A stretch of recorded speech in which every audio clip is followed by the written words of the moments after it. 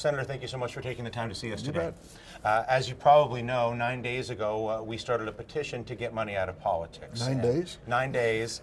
140,000 so far. That's great. In 9 days' time. I've presented the 20th century version for you here, and in case that is a little bit too much to handle, we also have a thumb drive, which might make your life a lot easier. So why don't we give this to one of your assistants? You can put that in your pocket. Great, thank you very much.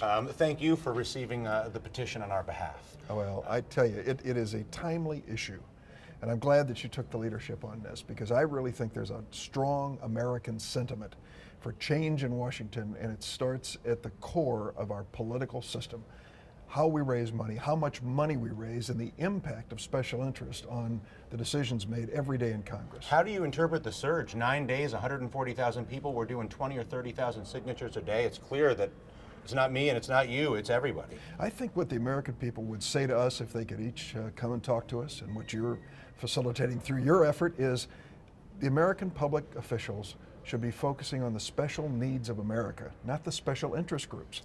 And I think that's the bottom line. You've been working on this unrelated to any of the recent activity for a very long time. Why did you make the decision to focus your resources on trying to get money out? Because I think it's out of control. We are now in a world where the average campaign costs millions of dollars, and now forces from the outside are coming in with super PACs and special interests, and we just don't have any way to get a grip on this situation.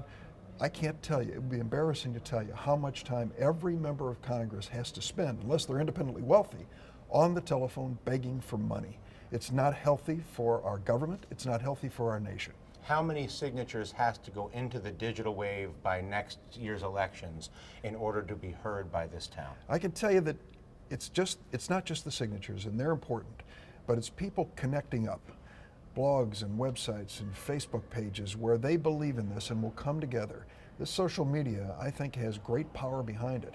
And then the connection, where they take their sentiments district by district, state by state, to the senators and congressmen, and ask them for that meeting to sit down and talk about this important issue. We've been calling it digital wave theory, and based on the size of the movement, it appears that the waves are rather big. It is, and I can tell you the sentiment is strong, but there's also an equally strong sentiment for no change. Those who are in Congress already, have the virtues of incumbency, think they understand how to raise money, don't want to change the system.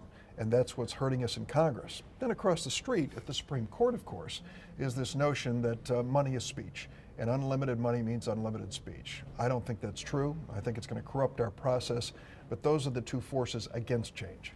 Well, if you wouldn't mind, on our behalf, if you could let the Supreme Court know, and those who resist it, warn them that the surf's up. It is up, and I'm glad that you're out there surfing with it. Absolutely. A real pleasure, Senator. Thank you so much. Thanks a lot.